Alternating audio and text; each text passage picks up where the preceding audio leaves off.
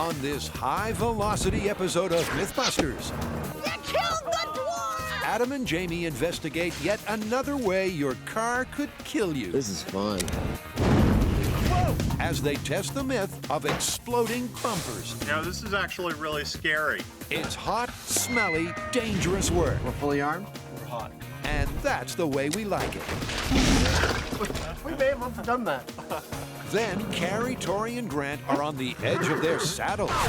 Yeah, got him! As they challenge an awesome myth of medieval cavalry. Grant, you're going the wrong way! Can an expertly fired arrow really penetrate double deep with a galloping start? And how far will they go to prove the point? We're all a quiver. Who are the MythBusters? Adam Savage. I ate a radio for science.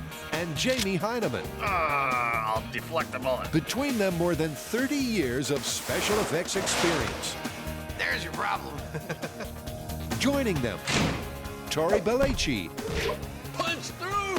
Grant Imahara, That's right. I'm gonna build a robot. and Carrie Byron. This is gonna be a whole lot of fun, huh? They don't just tell the myths, they put them to the test.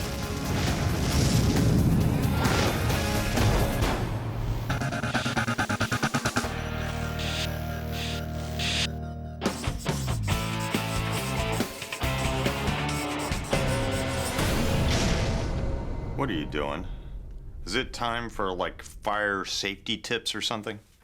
In fact, it is. Today's fire safety tip is don't stand near a car that's on fire. Okay. Why? All right, I'm glad you asked.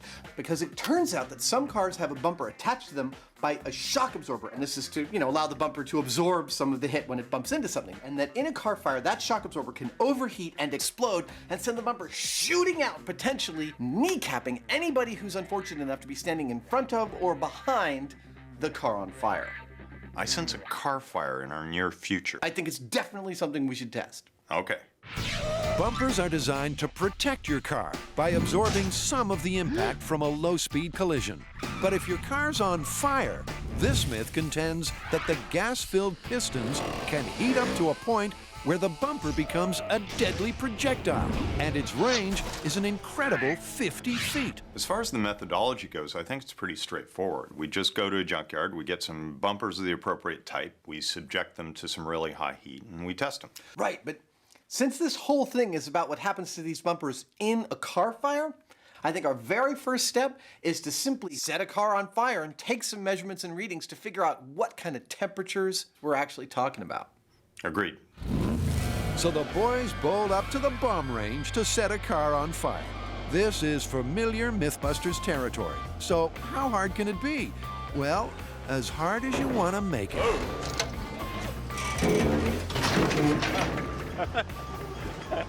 We're all right. What the hell are you doing? Having some fun. Jamie's idea of fun is likely different to yours, mine, and Adam's. Remember, kids, you really can get in trouble with one of these things. It's an apt start to a day that will not go quite to plan. We have found some potential cases of this actually happening, that maybe bumpers shot off during car fires. And the researchers have found us a make and model similar to those in the reports that we have. So we're going to set this thing on fire, find out how hot a car fire actually gets, take temperature readings all around it, and if we're very lucky, maybe we'll get a bumper shooting off. That would be a bonus. But remember, their primary purpose is to see just how hot a car fire gets. Fortunately, there's some adult supervision on hand. Good morning. We got just a small car fire we're going to set and hopefully help ask you guys to put out. No problem, sir. Adam draws on boyhood skills to raise the car and strip the wheels in next to no time. Here in California, it's a crime to burn tires. For some reason, it's not a crime to wear a silver suit with suspenders. As Adam slips into something less comfortable, Jamie considers the finer details. We're gonna light the car on fire, and being as the engine has fuel, it has oil, it has plastic parts, it's got batteries with electricity. You've got all the elements you need to create an energetic fire. And that also happens to be the area around the bumper. So that's where we're going to focus our ignition, and we'll see what happens.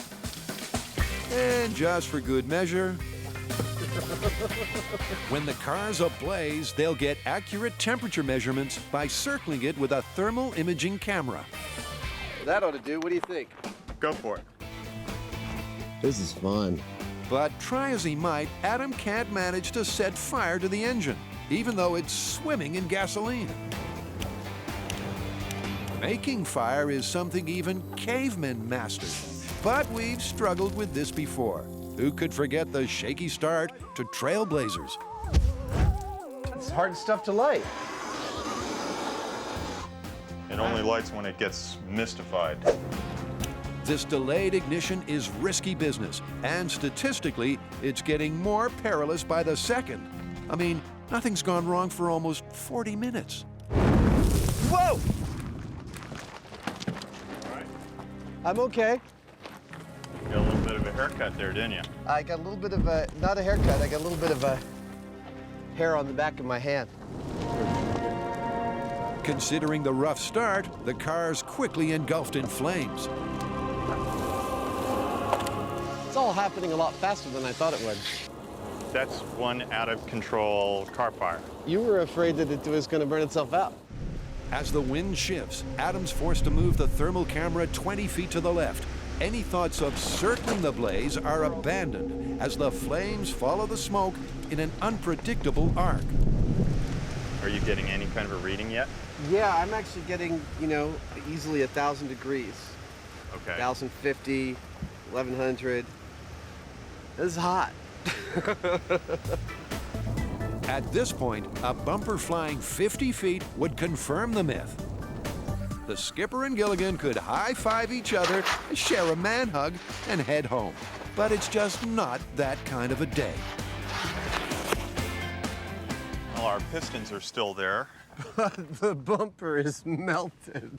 And that actually tells us something about what temperatures were achieved, because the bumpers are aluminum, and aluminum melts at around 660 Celsius. Well, riddle me this, Batman. What's the melting point of glass? Look at that. I've never seen anything like that. That's even hotter because that melts at around 1400 Celsius. There's no doubt they had the heat, an impressive 1,400 degrees Celsius, and that's what they came here to measure. Still, the bumpers didn't go ballistic. Of course, they're designed not to, but there are those who swear they've seen this myth in action. What this tells us is that this is a very, very specific set of circumstances that is required to make this happen. I think now we got to go back to the shop, work on some individual shocks, heating them and seeing what kind of results we can get. So how's your hand? Hurts a little bit, but it'll be better by tomorrow. Hey, you got another one. I do.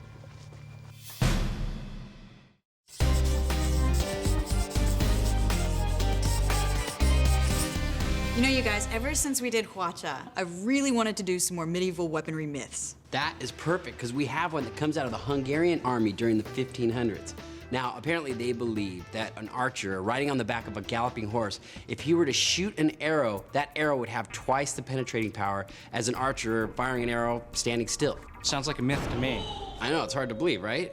Physics, history, let's do it. Two of my worst subjects. Back in the 1500s, Hungarian archers were the most skilled and feared warriors in Europe. In fact, archery was practiced as a martial art. And the boldest claim made by these master bowmen was that they could actually get twice the penetration when the arrow was shot from the back of a galloping horse. Okay, so it sounds like we need to get our hands on a medieval-style bow, fire arrows at the target from a stationary position, and then gallop at the target and fire arrows again. Right, well then we'll look at the two sets of arrows and see which ones go deeper into the target. Wait a minute, so if you're firing a bow from the top of the horse, that means you have no hands to hold on to the reins, and don't they gallop at like 40 miles an hour? Exactly, that's why you have to be an expert horse rider. What could possibly go wrong? Custer's very words to the 7th Cavalry at Little Bighorn. The team has wisely chosen a venue that specializes in mounted archery. We've come to the Cascade Marchador and Mounted Archery Center in Bend, Oregon.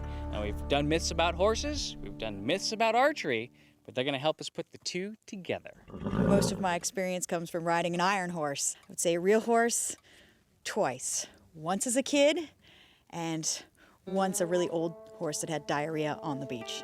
And Tori's only slightly more upbeat. You know, as a kid watching all these war movies with these mounted archers running into battle, killing the enemy, I kind of have this fantasy that I could probably just jump on one of these horses, get the bow and arrow, and go ahead and do it. And it's not going to be that hard. But I'm probably really wrong. If recent history is any guide, Tori and Equus Cabellus are barely on speaking terms. They are going way faster this time. That was great. Can we do that again? And this time he has to ride the beast at full gallop, drop the reins, then let loose a lethal arrow. Let's go. It takes a lot of concentration to do two things at once. It's like patting your head and rubbing your belly. I think riding a horse while shooting arrows is going to be quite a challenge. You can say that again. Grant and Carrie are both learner riders, and they'll have to steer without using the reins. Come on. You give them a little squeeze and a click. That way. That way. Yeah, okay, that wasn't the way I wanted to go. He's got steering. It's just not power steering. That way. Hard left. Forget archery at the gallop. Let's see if these amateur light horsemen can shoot from a saunter. I think we're ready to attack. Grant's the first to try his luck.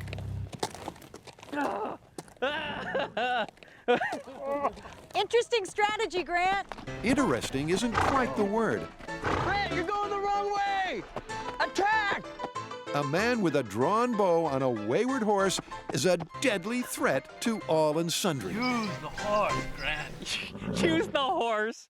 Oh! More by good luck than good management, the horse eventually turns toward the target. Try not to shoot the horse in the head, Grant. Oh, so close.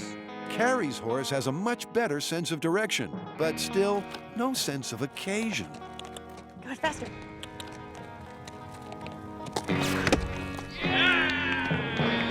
Now, if we could just do that a little faster. At least she hit the target. Let's see if Tori can do it a little faster. Yeah, got him! Not bad at all, but we're testing a myth based on the best mounted archers in history. There's no point in our guys taking a static comparison shot.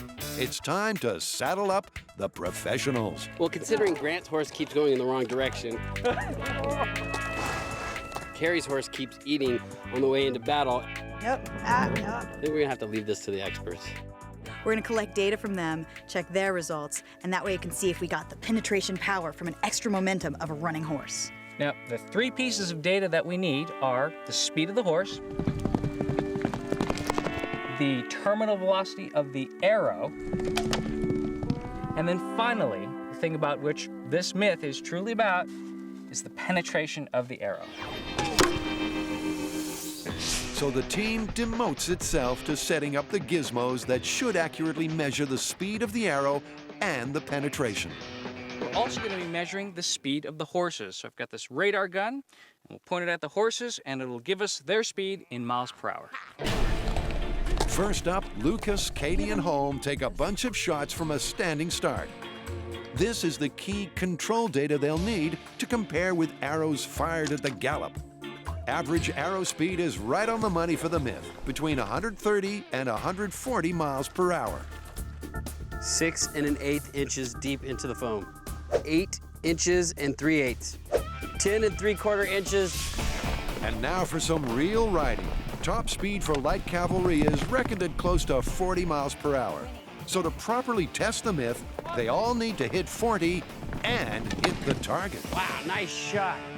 You notice she smiles the entire time. Like, oh yeah, whatever. So she's galloping at 44 miles an hour and hitting the target, I'd be smiling too.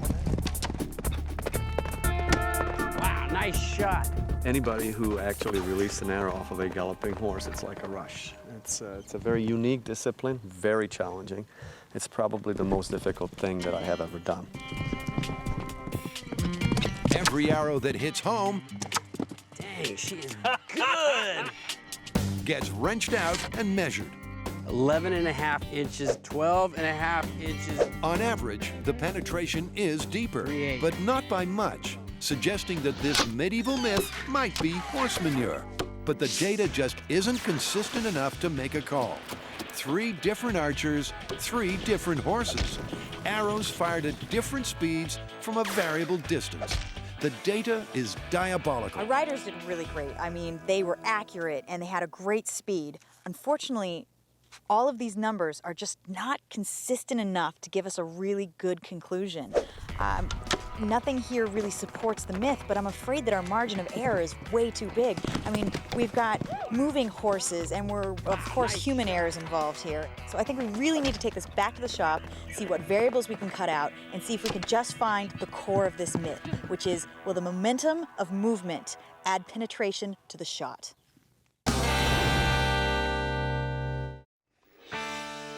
Testing the myth of exploding bumpers, Adam and Jamie torched a car to see just how hot it burns, around 1,400 degrees Celsius. Whoa! The car fared much worse than Adam, I'm totally all right. It just scared me. but the bumpers failed to blast off. Well, our pistons are still there. The bumper is melted. Time for a pit stop to pick up the parts they'll need.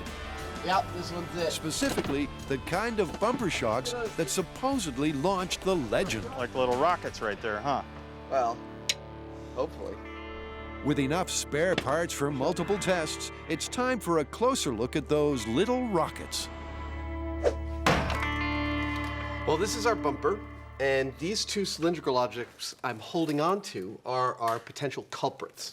These are part of the bumper system meant to eliminate or reduce damage to the car when you hit something at a low speed. And I think the way they work is you've got an internal sleeve and an external sleeve. And when you hit something at a slow speed, the internal sleeve moves slightly. It's pushing against some kind of gas, and that hopefully reduces damage to the car. But when you heat that gas that it's pushing against, it expands, causing this thing to fail catastrophically and maybe hurt some safety personnel in the vicinity. At least that's the theory. That's what we've got to test out. They'll start the testing without the actual bumper, because these are the alleged culprits. Adam sets up the blast screen as Jamie spot welds a steel tube to a heavy stand. It should hold the shocks nice and snug and safe. A car bumper would normally go on this end, and normally this part would be mounted on the front of a car. Now, this area right in here is a chamber that's filled with gas under pressure. So that's normally what absorbs the shock when you have a car accident. But in our case, we're going to bring this torch head in here and put heat to the bottom of this. And at a certain point, we suspect we're going to reach a critical kind of heat level where the gas pressure exceeds what this chamber will hold, and this shoots out this way at high velocity. Adam attaches a thermocouple to monitor the surface temperature. And now for the heat source. Jamie lights an oxyacetylene torch, and they're good to go. Moving it in. All right. That looks good. Try not to bump that. Temperature's rising fast. 10 seconds in, we're at 50 degrees Celsius. They don't expect this to get quite as hot as the car fire. After all, that was 1,400 degrees Celsius. The aim here is to see if directional heat works where an unfocused inferno failed. Any predictions as to when it's going to blow? I'm guessing 620 degrees. I don't know. All I do know is that right there is a pipe bomb. It's at about 500 Fahrenheit, 295 Celsius. You know, this is actually really scary. I agree. Ho, ho, ho! Looks like we got some kind of failure. 9 minutes in, with the temperature just past 400 degrees, toxic smoke starts to billow from the piston. No one knows for sure what it is, but the noxious smell is enough to put the fear into everyone. You gonna turn it off? Yeah. It's just making a lot of smoke. I think we've lost pressure. All right, let's all clear out of here and evacuate. This place Yeah. is getting toxic. Who knows what that is? Yeah. When the smoke clears and the piston cools, they decide to do what maybe they should have done first off. Cut the darn thing in half to see how it works. Oh, interesting. There's an O-ring in there, actually. Yeah, it's some melted plastic. And that looks like that's a sealed plug. And on that end, that goes to, where's that hole go to? I don't know. That's curious, isn't it? So the pipe gets sliced into ever smaller pieces. But the boys remain almost as baffled as when they began. That's the compression chamber. So that goes there. Maybe this thing moves? They know that somewhere inside the inner tube is a fluid chamber, and somewhere else there's a compressed gas chamber. And that's what they're looking for. I don't get this at all. Just as confusion hits critical mass, So it looks like that is the gas chamber. So one way or another, that's where the heat has to go. We were heating it up at the other end. Yeah. So we got to put the flame right on the end of this. And hopefully it won't melt the seals. Hopefully. Test 2 proceeds with a more focused flame, hopefully raising the heat so fast that the gas explodes before the sealing ring melts and lets it dissipate disappointingly safely. We're getting that back end as hot as possible, as fast as possible. But these smoke signals are not sending a hopeful message. Does that mean I'm burning a hole? That means you burned a hole. 52 seconds. I'll bet that hole is part of the design process.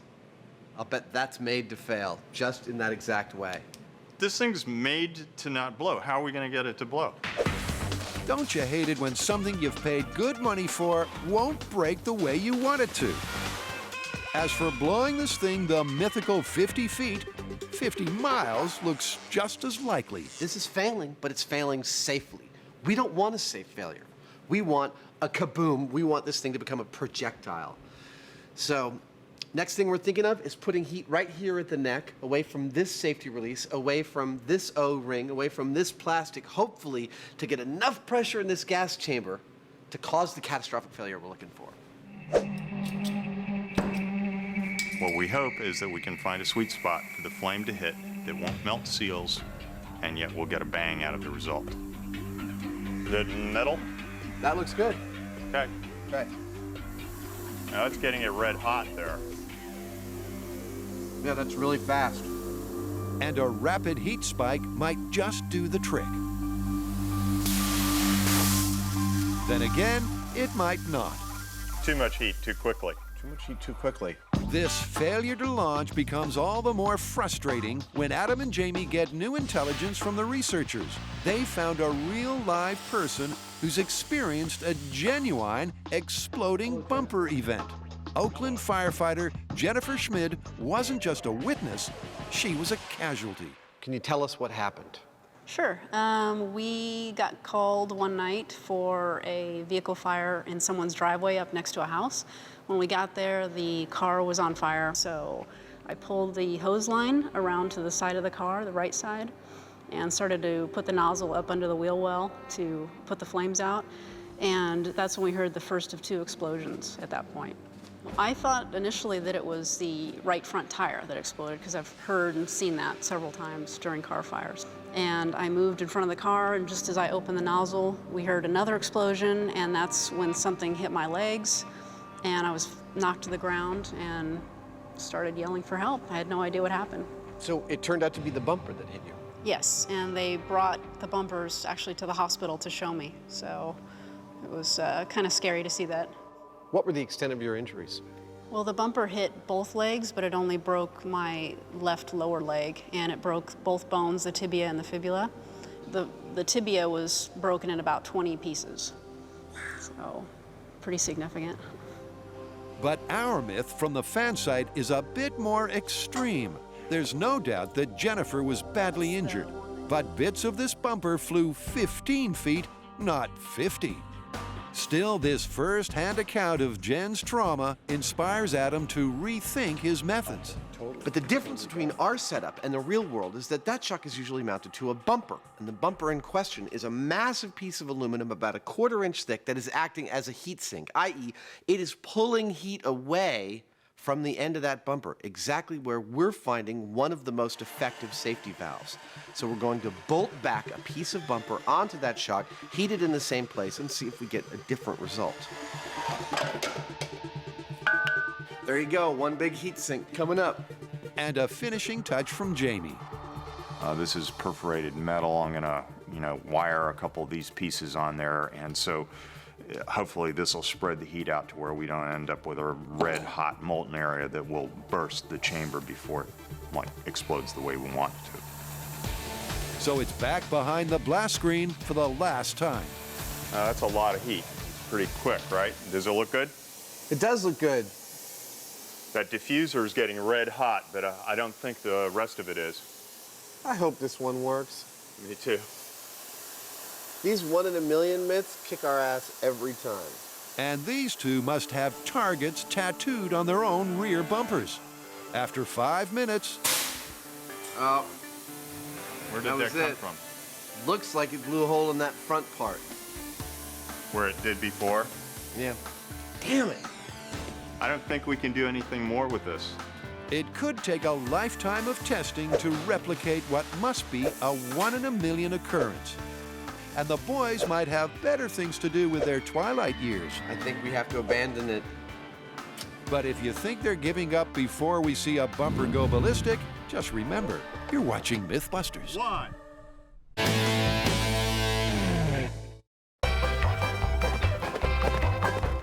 Despite the best efforts of our amateurs and the pros, inconsistent data means that our medieval archery myth remains unresolved. The legend we're testing is that expert Eastern European archers got twice the penetration shooting from horseback. To bust or confirm it, man and beast need to take a back seat. Mounted archers were amazing, but the results just not consistent enough to call it. Yeah, to make this an accurate experiment, we need to have the speed of the horse, the speed of the arrow, and the accuracy all be repeatable. And with humans and horses in the equation, that's just not gonna happen. All right, well, why don't we get rid of both? We'll replace the bow with a crossbow that's calibrated to a medieval bow, and then we'll replace the horse with the vehicle, so that way we make sure it's going at the same speed every time. And to make sure that we're firing from the same place every time, you can mount the crossbow. This is gonna be great. I know the perfect vehicle. I'll go get it. Okay, he better not be going for my car. But then you'll have a crossbow attached to your car. Carrie's wheels are safe for now. Grant's already sourced a replacement horse that will do 40 miles per hour every time. Guaranteed. Oh my God, it's perfect! Isn't that? Dude, let's invade! Yeah. Oh my... This is our horse. This is our new horse. The Jeep comes fitted with what looks like a 50 cal machine gun. Does this work? No, it's a replica. Tori plans to replace that with a compound crossbow. Naturally, he'll have to test it first. So now for one of those definitive, don't try this at home moments.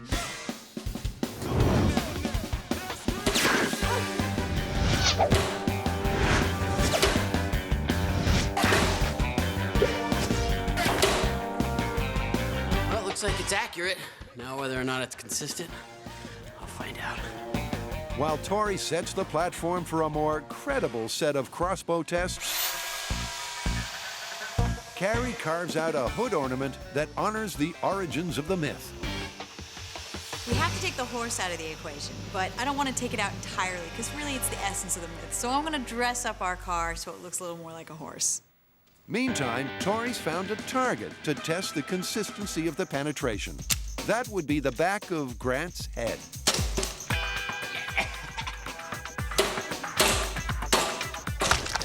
As you'd expect, the damage done to the jelly brain is almost the same from each shot. 2 1/8 inches. And Tori's fine-tuned the bow speed back to a more leisurely, medieval pace. He decides to mount the bow on a camera tripod head screwed onto the gun strut.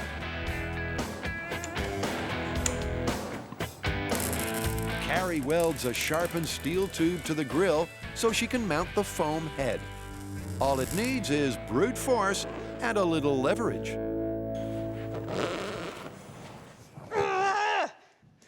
It's having one of those freaking days. Well, she hasn't tipped a forklift or set herself on fire, but yeah, we're with you, Carrie.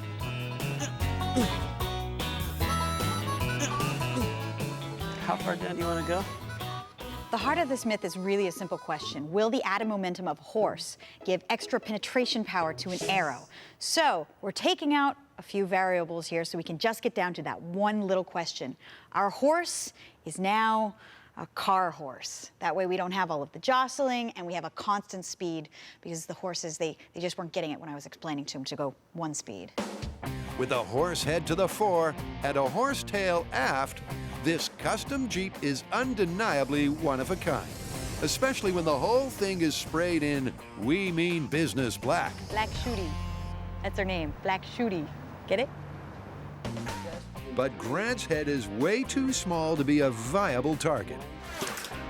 So the man himself offers up an alternative with a similar density to the flesh of a barbarian enemy. Now this foam is going to make a great target for comparing the penetrating power of our arrows. But I think it's missing a little something. I think it's missing that hint of realism. Time to dress down for the occasion. What exactly are we? We're ancient warriors. It's not really very accurate, but... Yeah, we're the invading horde. Okay? All right. This isn't the History Channel. Yeah. Grant sets the timer on the camera, and the crew do their best to say cheese in barbarian. We're left with a happy snap, well and truly fit for a big foam dartboard. Good. I thought that was good. Yeah, it felt convincing to Okay. me. I felt angry. Okay, That was good. good.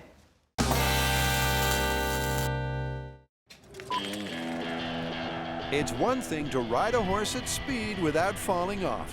It's at least twice as hard to drop the reins and shoot an arrow. But will that arrow get twice the penetration? I think we're ready to attack. Carrie, Tori, and Grant began testing their medieval archery myth with real horses and a handheld bow. Oh, so close.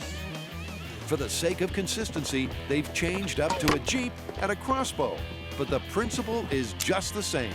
Could a modest 40 miles per hour running start double the depth of the arrow? The next challenge is to drive their tricked-up Jeep through the city and over the Bay Bridge to the Alameda test track. If we don't get pulled over, this will be a miracle. Hey, Grant, you just hold your horses over there, buddy.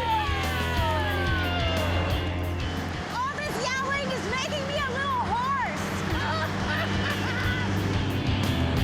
So we've come out to Alameda Runway. This is one of our most favorite places in the whole world to test myths because we have this big, long stretch of road and there's no one around anywhere to catch a stray arrow. Well, that saved us a bundle in public liability insurance, but it also means there's no audience for the artwork.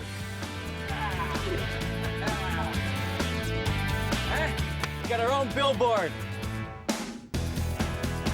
Xena, Conan, Papa Smurf? Hopefully they've nailed the consistency. But let's remember that this myth rests entirely on added momentum. Tori needs to shoot at speed precisely 60 feet short of the target. 60 feet, right here. So for the myth that arrows fired from horseback have twice the penetration power, we've replaced our horse with a vehicle that I'm gonna drive at exactly 40 miles an hour. And as soon as we get to this mark, which is exactly 60 feet away from the target, I'll take the shot and hit the target. And I'll mark them, measure them, keep notes on how far they penetrate into the target. We'll compare them with our standing shot, and we'll finally know the answer to this myth. It's a legend that's been hotly debated for 500 years. So I guess we can hang on for a few more minutes to call it confirmed, plausible, or busted.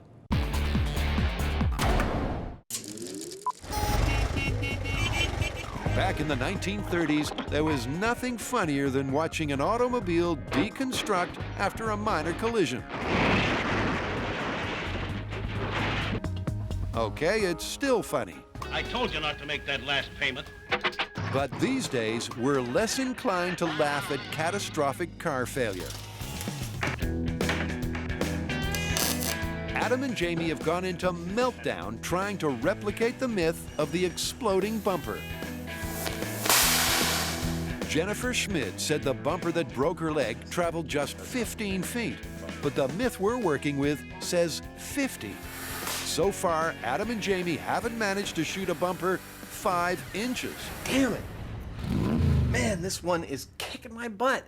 I mean, we are just not seeing any of the exploding bumper action we're trying to get out of these shocks. Well, yeah, but it kind of makes sense. I mean, these things are designed to not fail catastrophically. Could be just a 1 in a million shot. Just got to be in the right place at the right time or the wrong place at the wrong time. We still have to get that shot. We still have to see a bumper shooting 50 feet through the air, so how do we get that? When in doubt, C4. Well, maybe not C4, but you get the picture. Yeah, I do. So now, throwing caution and custom to the wind, they're engineering the spectacle we've all been begging for. Jamie cuts 2 massively upscaled pistons, and the plan here is to stuff them with sand, water, and explosives. The best venue in these situations, as always, is the bomb range. Like a surgeon. Nicely done. We've got one main thing to do before we run this experiment, which is attach the bumper to the car. And it's got a little more support than your average bumper. These explosive pistons are about 14 inches deep, and I need to hog out enough of the car's structure to get this puppy in there to attach the bumpers. Adam enthusiastically hogs out the front end, making room for Jamie's upscaled, hand-built pistons. I think that's pretty much it. Now for the explosive bit.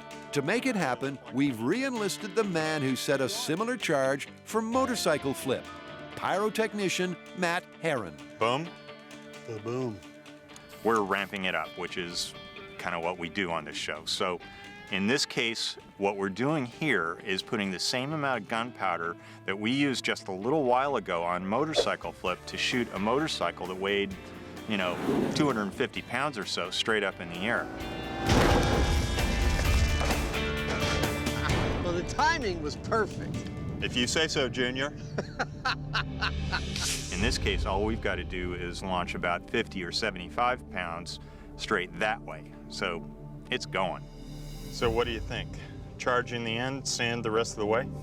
Sounds like a plan, yeah. Adam's plan is to place a mannequin exactly 50 feet in front of the car, just like the myth says. Be cooperative, love. For some reason, he's overcome by an urge to paint it red. Well, that increases its visibility. Meantime, Jamie's focused on the details of the detonation. Now, instead of compressed gas, we're going to put some gunpowder and a bunch of wet sand in here. Okay. Why the wet sand? Well, if we just packed this with gunpowder, we'd have a pipe bomb. So the wet sand actually acts as a shock absorber for the gunpowder, and it translates that bang into forward movement. Matt connects both charges to the same circuit, This is my favorite part. so the 2 shocks should blow simultaneously. Jamie lards up the cylinders to minimize the friction. That ought to do it. And the bumper gets refitted. Nice and tight. It's good right there. Perfect. What do you think? I think we're gonna hit this guy. I think this thing's gonna fly 50 feet. I have a good feeling. I think the bumper's going to stay still and the car's going to go up the hill. You don't really think that? No. Yeah, I don't think so. So Matt sets the twin fuses. We're fully armed? We're hot. And hopefully, we're about to get the finish we've come to expect. All right, simulated bumper blast in 3, 2, 1. Oh. Damn. Wow. We may have overdone that. Overdone is a word we discourage here on MythBusters. The trajectory was perfect, the mannequin's a shattered wreck, and hey, we got what we came for. Well, it definitely flew 50 feet. Oh, look, it's up there on the hill. Wow. Looks like we're gonna have to get another dummy. We go through these mannequins like candy. I know. They had to fudge the method, but now we have an insight into how unlikely a 50-foot blast must be. The bumper that smashed Jennifer's leg broke in 3 because the 2 shocks didn't explode in unison. We needed Matt's expertise and 2 plugs of gunpowder to make that happen. Still, These red stripes right here, those are your kneecaps. Now, granted, we might have exaggerated a little bit with this, but we know that this did happen with a very similar device with a car fire. So if you see a car fire, you shouldn't stand around it. You might get hurt. I'm pretty happy. We came here to make a bumper fly 50 feet, and we totally exceeded that. It's a good test. hey, it's a great test, but simultaneous catastrophic failure and a 50-foot launch? No way in the wide world. This one's busted.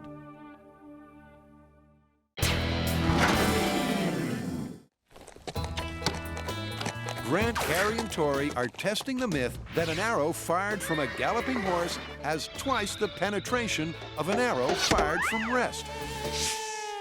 They've had to make a few adjustments along the way.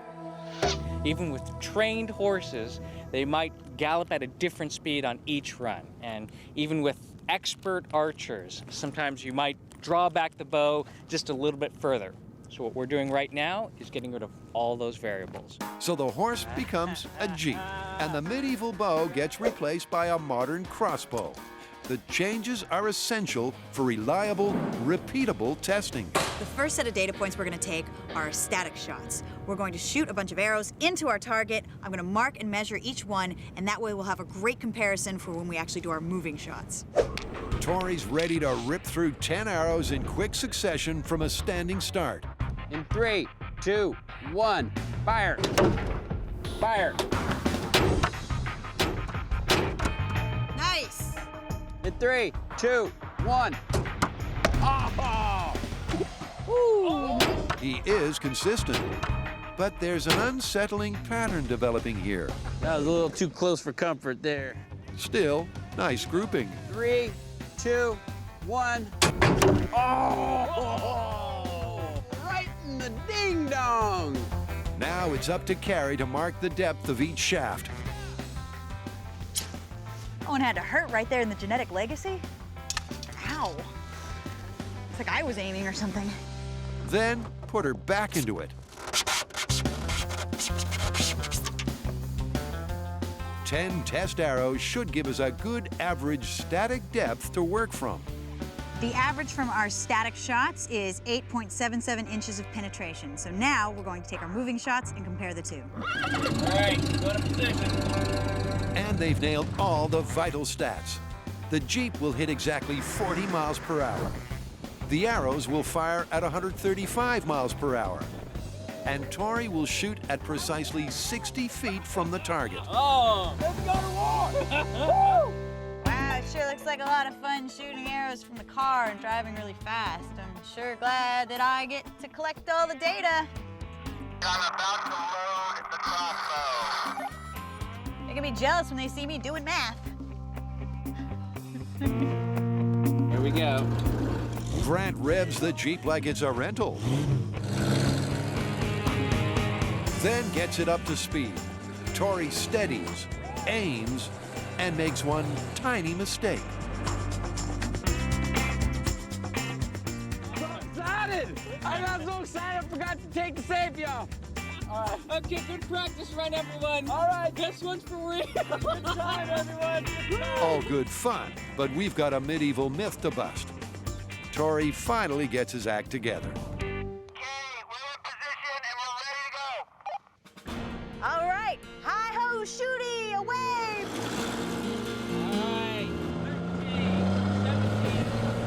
Now, let's see if Tori can keep his composure and hit the target.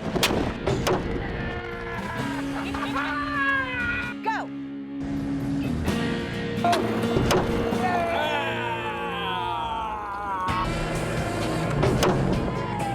The first 3 shots found a steady latitude. One hit the shield, one hit Tori, and the last hit Carrie in her favorite kidney. I keep forgetting we're trying to get like some actual data from all this. Yeah. Oops. Dude. I thought we were just having fun. Yeah, don't forget to do the science. Yeah, let's not forget the science. These 10 running shots will bust or confirm the myth that arrows shot forwards at 40 miles per hour bury themselves twice as deep in the target. You're ready to go.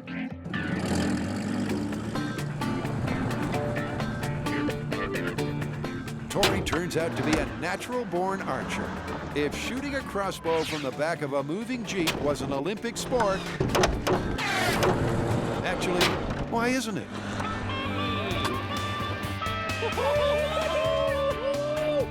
Oh, I can do this all day. I gotta remember to stop. I just like keep going. This just never gets old. But Tori's down to his last arrow. Ready when you are.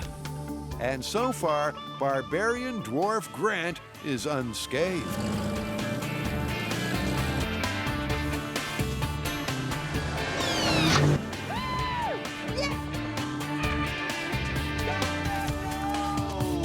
You got the dwarf! I got the Yeah! You got the little bearded Grant! You think you were gonna get out of this battle unscathed? I don't think so, friend. All right, now for the fun part. Yeah. Data! I'm gonna go do math. Don't be jealous. Once more, Carrie marks the shafts exactly where they pierce the foam. And they're even harder to extract than last time.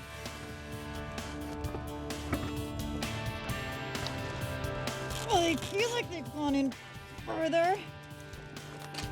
Now for the tail of the tape, as Carrie measures the penetration of all 10 arrows shot from a 40-mile-per-hour running start. The figures are actually pretty interesting. We are getting an average of 11 inches with all the moving shots, which is a little over 2 inches more penetration than all the static shots. So we are getting more penetration, but it's not the double that the myth actually claims. Fire. 1.